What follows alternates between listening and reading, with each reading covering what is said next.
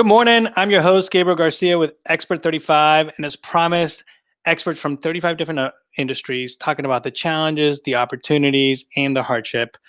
And today we're going to talk about opportunities. We had first snow in Pagosa Springs. And Don, you got your first snow up in Pagosa. How are you Yes, we today? did. Good morning. We're well. The whole town's very happy with this first snow. We love snow. That's awesome. We're going to be talking about bringing tech to rural communities, how to bring innovation, how to really spark that interest. And especially as one, we're on lockdown, but two, we can work remote. So it's such a neat opportunity. If you want to join the conversation, text expert35 to the number on the screen. If you know somebody that should be on the show, have them text expert35 to the number on the screen. And if you want to learn more about Dawn and her mission's journey to bringing technology to small towns like Pagosa Springs, Colorado, text expert66 because you're the co-founder of the Pagosa Innovation Center. Dawn, how did you get to Pagosa? Population 2,000 plus, right? It's a great question, Gabriel. I ask myself that often. So yes, I started my career in the Bay Area, and then a project department took me to London to start something up in the late 90s. And I ended up, just returning to the States 15 years later with a husband and two children. My parents actually retired to Pagosa Springs. I had been here on a couple ski trips during college. I love this area. I love Taos. I love the Southwest and all the Four Corners. And after, a big stint with London and coming in with making a big life move after selling some businesses in London, we just decided to open a new chapter here and just do something different, and really never regretted it since. So we've been here full time for 5 years and part-timing for a couple years before that.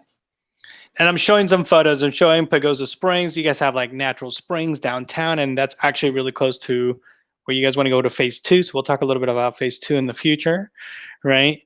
But you decided, you and your husband decided to, hey, let's build some sort of an innovation center. I've got the photo of the founding fathers up. So tell us a little bit about how this group came together and how did you create this? Yes, some of these things always begin with people talking and people talking about ideas. And then when people are passionate about ideas and visions, the things that they want to do in their life, and Pagosa is a really great place for that because it's many people's second or third chapters in their lives, and they're consciously making a decision to be here. And so some of the conversations that have really stuck with the initial founders was just a passion for all the different areas of making Pagosa a better place, and continually making it a better place together. And so, we've got the experience of a seasoned county commissioner who's been doing this and talking about this as a long story for years. And then we've got, your quintessential classic remote worker who works for Salesforce out of Pagosa with a young family. And, other two entrepreneurs as well, who really want to make Pagosa a better place. And also the spirit of really what's attracted me to the concept with this team is creating a place for ideas to generate and to cross-pollinate in a small town. We live in such a remote area that often, even through all of our technology, we're not really taking the time to talk about ideas or launching new things. And the idea of the Pagosa Innovation Center in its moonshot iteration, but it's already happening within the first 2 months, is that people are talking, and people within the community are interacting and engaging with one another, and it's just full of energy. And that's exactly what we were looking for when we started this up. We don't know exactly how that works, because that's culture and that's people, that's humans. I mean, it will take a life of its own way beyond planning, but we're really happy with the results so far, Gabriel.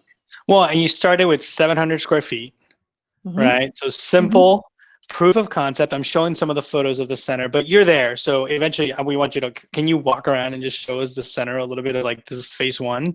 Because you've got I rooms, sure people can. can rent the room, people can rent the Mhm, office, they can rent the day. So mhm. pick up the camera. Yep, you got it. It's a Yeah, little, it's a little yeah, snowy there. Here, let me hide some of these photos yeah. into the bigger screen. So it should be a little slow today, right? It should be our first snow, so it's going to be a little snow, a little slow. Hmm. But yeah, this is our proof of concept. We have, I don't know if you can see, we've got all Hmm. these private offices, which actually we're quite happy because we've designed micro offices. Hmm. Um, and There we go. Somebody's then, working, so yeah, that's good. that's, yeah. And then we've got a little office in there. So we've got that. And we've got, this is our hot desking area. So we've Hmm. had actually quite a few number of remote students here um, in this season. We have this conferencing room, which Hmm. also can be rented, with immersive technologies. And the interesting thing about this office is that, like you had mentioned, this is our first iteration, a pilot model. But a lot of this office has actually been designed in a really cool way. So one Hmm. of our founders is a designer, office designer, and Hmm. so he's designed things like this to happen. So this door pulls out. Some of these other walls along here pull out, and this whole thing can open up like a box basically, or That's close so cool. into all these separate spaces. So that's the extent of the tour today. It's a tiny space, as you mentioned, and the thought here is really proof of concept. Hmm. So we are introducing the concept from the beginning. I mean, really, it's like, what is co-working and why would I want that? Right.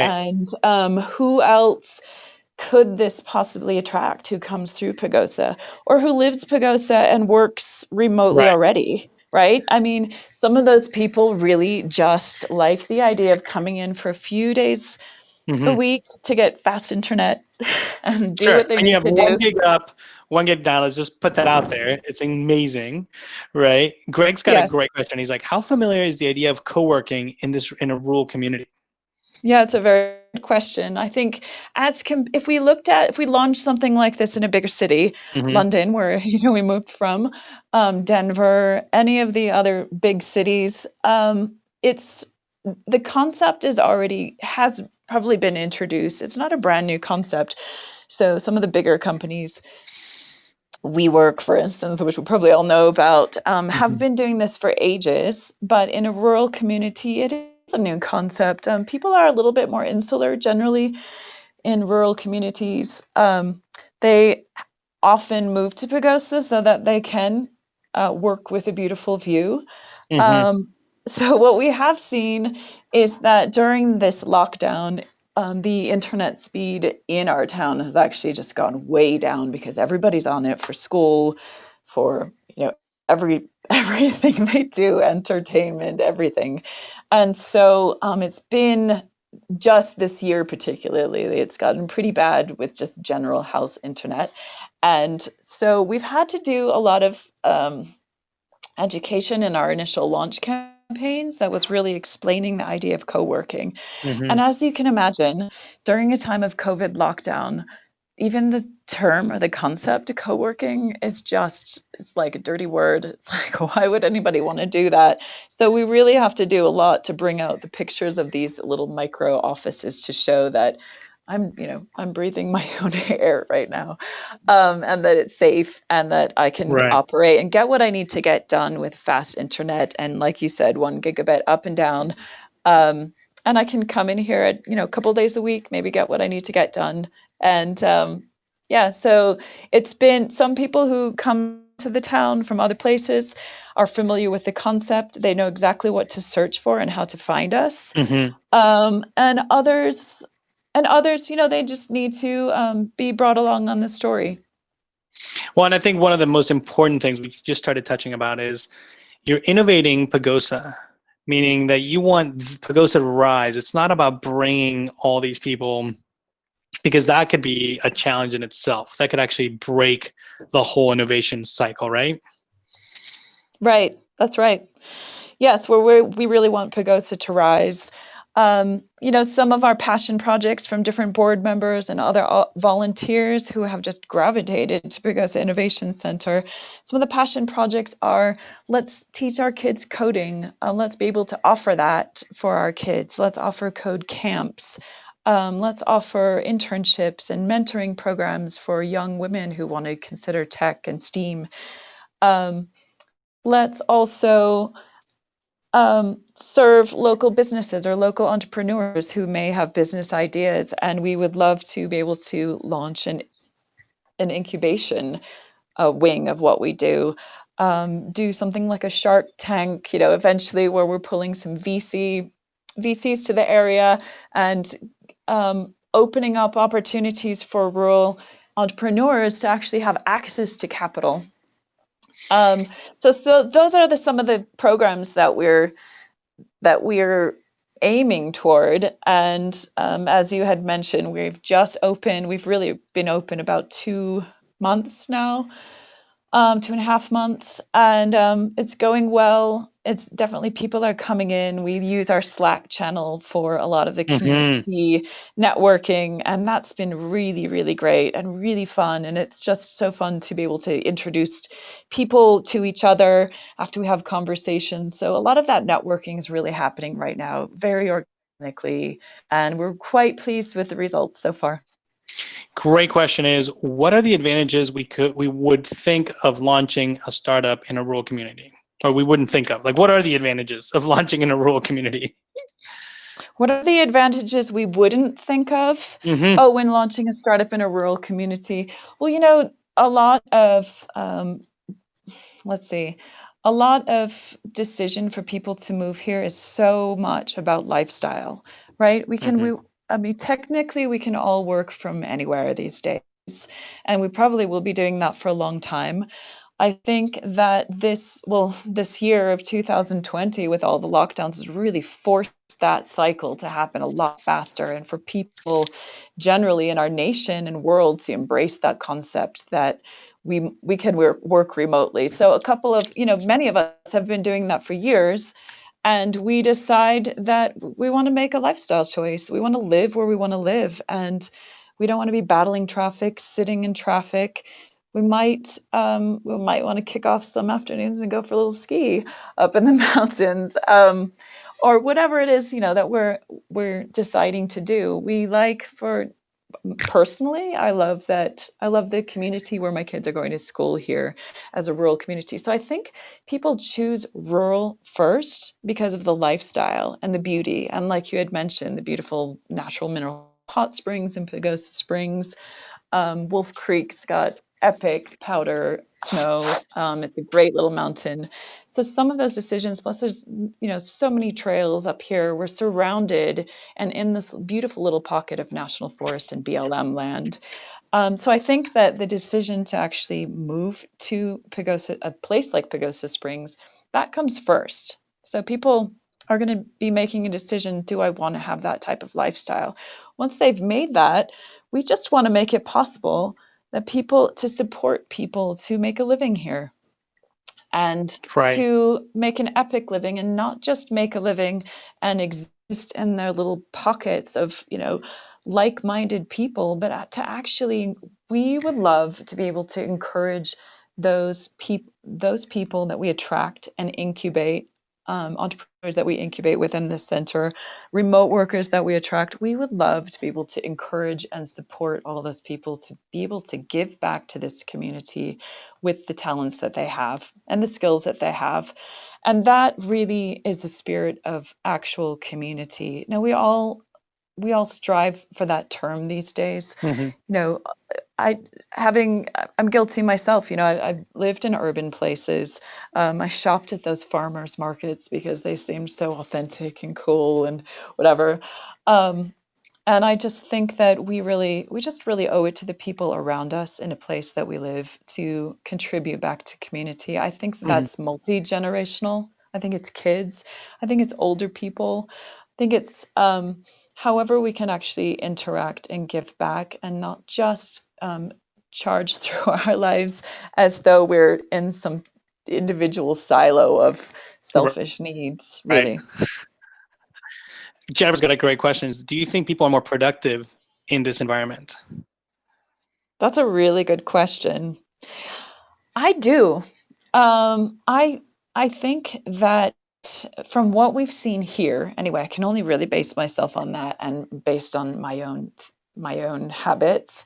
But I see people being very productive, working remotely. I think that people naturally, as humans, I don't really think it's really natural to be sitting for, 10, 12-hour days at a desk in an office under fluorescent lights. We need nature. We need to get up and move. We need to do all these things. And an environment like a co-working space really allows that to happen, especially a co-working space in a rural environment. So maybe, there's more time to go for a walk and to be logging into a call remotely with your headphones as you're walking and talking. I just think it's a little bit more human now. And I think we're a little bit shell shocked because we're getting used to what these new habits could be when we're just used to, cruising, picking up your little styrofoam coffee and or whatever, your paper coffee cup and going into the office for the whole day. Now our routines and our patterns can be different. I think that people are more productive. I think that, some people are kind of in a state of fear, and maybe that's freezing some people up because we just don't know what to expect. We don't know how long this is going to last. Mm-hmm. We don't know about the election. There's a lot of fear things that are really freezing people up at the moment. And it feels like a long haul. It feels like a marathon, what we're all going through here. So I think that's understandable. I think people get weary, they get exhausted from fear, they get Mm-hmm. frozen from fear. But I think, if we can really actively engage with life again, and however that is, new people, new ideas, it can be really invigorating and really energizing. And I think that some people have really appreciated the cross-pollinating ideas that are happening here at our co-working space through Slack, through maybe even just going downstairs to the coffee shop and saying, "Can I get you a coffee?" Just any of that interaction is Right. really nice right now. Great question from Mike Henshaw. He runs a soccer camp here in Houston, Texas. He says, "Are there opportunities to hire local students to do remote work through your center?" That's a great question. And we are working on that. It's in pre-development right now, Mike. Mm-hmm. The stage of our rollout really is setting up this co-working space as a hub first. This is our prototype model. This is a 700 square foot office unit. Our moonshot is the 10,000 square foot like warehouse type of space downtown, which we can talk about later. And the first things first is to prop up this co-working space and establish the hub, which is we're hoping to be a cultural magnet of people coming and going and cross-pollinating. And then we've also have had preliminary conversations with local employers to try to set up internships with them to allow rural kids who are going through the small high school to get actual skills that are future facing skills and to start having dialogue with other professionals here. So we'd like to do it in actual face-to-face meetups, but I think in this current environment, we absolutely can be doing virtual sessions and meetups. And I would love if the Innovation Center could be a portal of perspective for kids who might not be exposed to those Mm-hmm. future facing careers. I would love to just pull out, my list of contacts and say, hey, I've got a friend who makes games for X and X company, media Mm-hmm. company, and do you like games? Do you want to talk to that person? I think that also there are opportunities for students. We've been talking about code camps, setting up Mm-hmm. code camps with other tech professionals who might get involved in coaching and mentoring, code programs within the schools. We've been talking about doing a Media Girls program that, trains people how to do remote digital media and get creative. And again, hook Mm-hmm. them up with local internships to start with, maybe virtual internships in the future. And in addition to that, I would also add that in addition to students, one need that we've really found is that we would really love to be able to offer opportunities for adults to do reskilling for future facing remote work opportunities. And we Hmm. think that that's going to directly impact our local economic ecosystem by providing jobs, by providing job jumps, salary jumps, benefits, opportunities, Oh healthcare man, from external companies. My dream moonshot would be to hook up some kind of program with a huge company, Amazon, and then another virtual university, and get right. people through a skilled program to actually prepare them and give them jobs and give them benefits and um, just keep, feeding the economy and keeping feeding people's inspiration, growth mindsets, and ability to keep learning and growing. Absolutely. Well, you got Rice University engineering alumni are interested in collaborating with you guys, so Are you totally join kidding that me? That's conversation. Yeah, so great. they have a whole innovation center, and I think it could be a really good contact. And I know some of the people there actually went to Rice as well. I used to serve on the board, no longer, but I think that could be a really neat piece, especially because Pagosa is just such a beautiful location that it's a day's drive from Houston. So, people Mhm. can come and spend a couple days and really kind of help build that up. And now let's talk about like phase two. Well, before we go to phase two, Jennifer wants to know what snacks do you guys Yep. have? Well, first, first, I actually just I'm kind of blown away by the rice comment, and I just want to say thank you. Mhm.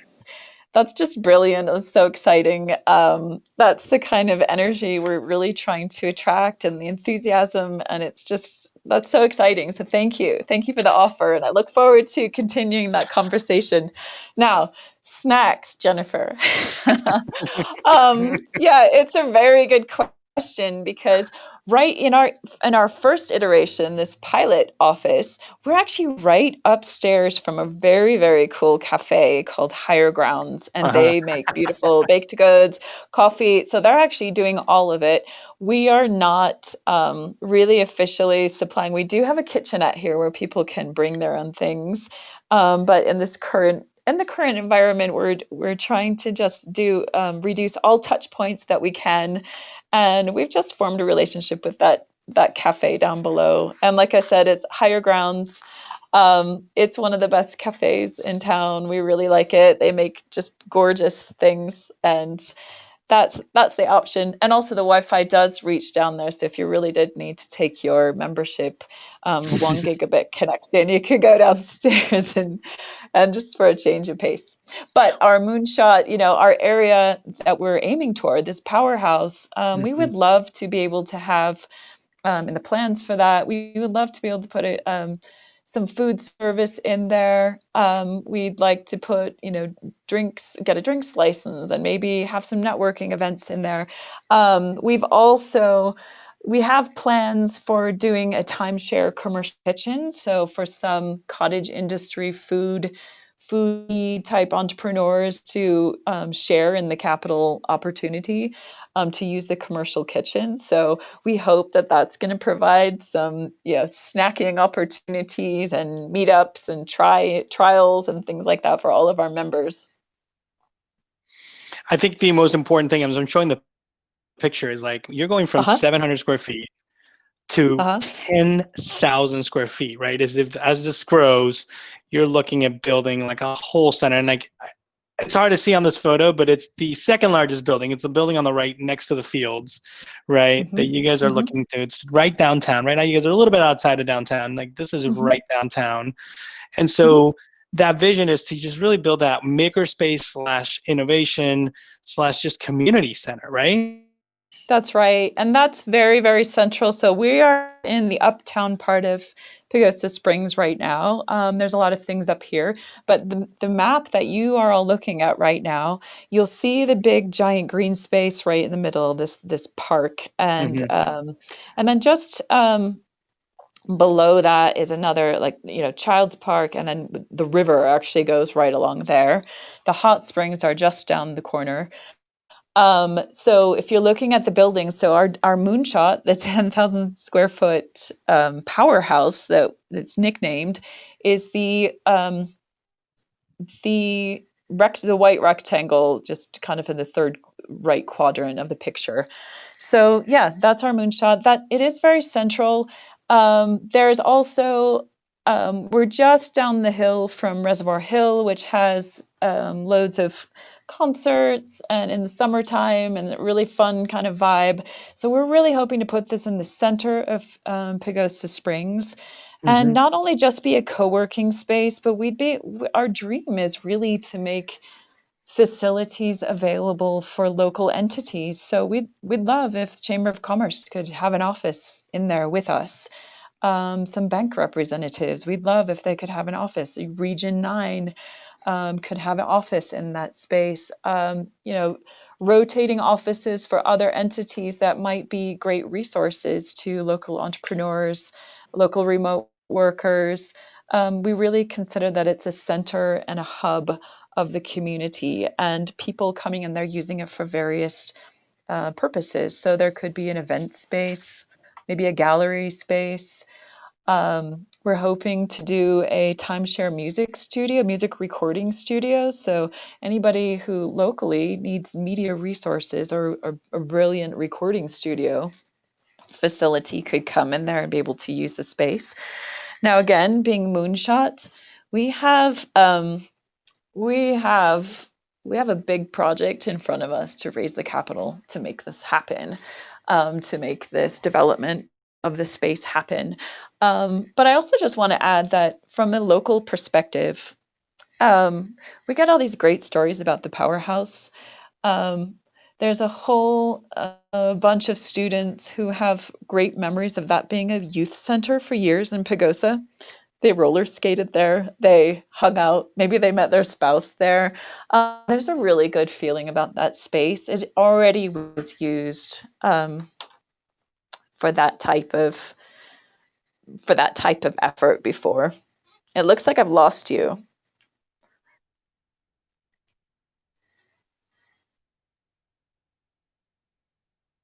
You still there? Oop, So there you that, are. oh man, I don't know what happened, but welcome to the internet.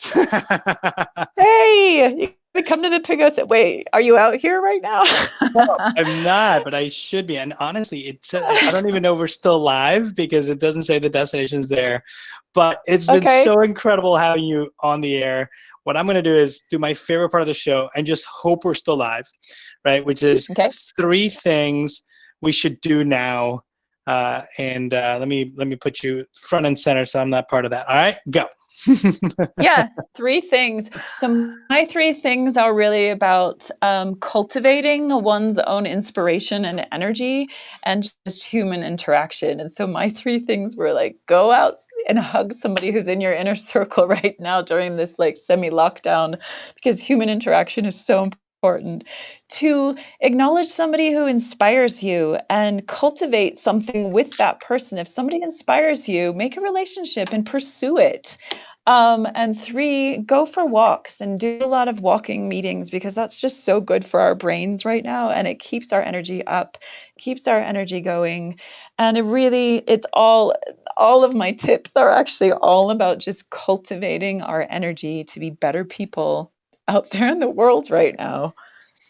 And it's so important. It's such a different challenge. I'm so excited to like that I ran into you guys just almost by serendipity, because I was reaching out to people in Denver and they're like, oh, they're starting this thing. I mean, one of the questions people are asking, like, who are you connecting with? Well, you're connecting with me. I'm in Houston, and all of a sudden I use your space for like 2 days, and I actually sent you some people that needed, like, their student were going through it, and it's just been slowly like this trickle effect. And super excited for what you're doing. It takes a really interesting culture that you're trying to build, because you don't want to bring it from the outside, you want to build it from the inside, and I commend you on that. I think you're doing a phenomenal job. I'm proud of be part of it. I want to help however I can. I want to put your number on the screen again. Text Expert36 if you want to join, and then you can there's a couple of ways you can do a hot seat. You can do a 1 day, you can do a month pass. So I'm sure they'll reach out to you guys. and tell you about interesting. Is there like a interesting like day pass or any type of promotion that you give them like when the first time they show up? Well, those are kind of rotating depending on the Hmm. actual season. So if it's in the Hmm. middle of powder ski season at Wolf Creek, probably not, but other Yeah. times, yes. That's a Good good luck. answer. Good luck. Yeah, but that is rotating. And actually, yeah, we are offering some opportunities for students right now who want to live here and study remotely. That's uh, ongoing. We're just doing everything we can to support those students with fast internet and yeah, just talk to us really. I mean, we are in such beginning phase that mhm. we're pretty human with all of our interactions, and we're just happy to help and connect and just, enjoy life here in Pagosa together. That's awesome. Thank you so much for being on the show. We'd love to have you back. There's plenty of comments. You're going to go on there and put all kinds of links. People are asking questions, so please stick Okay, around. Don't leave just yet. We'll come off the air and we'll keep talking offline. All right, hold on one second. that's great. Thank you, Gabriel. And I No also worries. like made a little reading list of some resources that I thought might Uh-huh. be fun to share as well. Please, let's put those online and we'll go from there. Hmm. All right, Okay, one okay. second. That was done with the Pagosa Innovation Center. So interesting, so important to bring innovation to the local communities and doing it right. It's not about bringing the outside ideas, but it's about mixing them together and raising the local rural communities. So if you want to get involved, Pagosa Innovation Center, text Expert36 and would love to help this community grow and flourish. We're with being remote. This is kind of the next level, and Pagosa Innovation Center is doing it. Again, I'm Gabriel with Expert35. We'll see you guys later. We collaborate at Expert35. This is for a better tomorrow and a better today. Let's come together and together we will find a way. You got questions, we got solutions. You got problems, we got resolutions. Visit Expert35.com. No need to worry, just remain calm. No more pain, no more sorrow.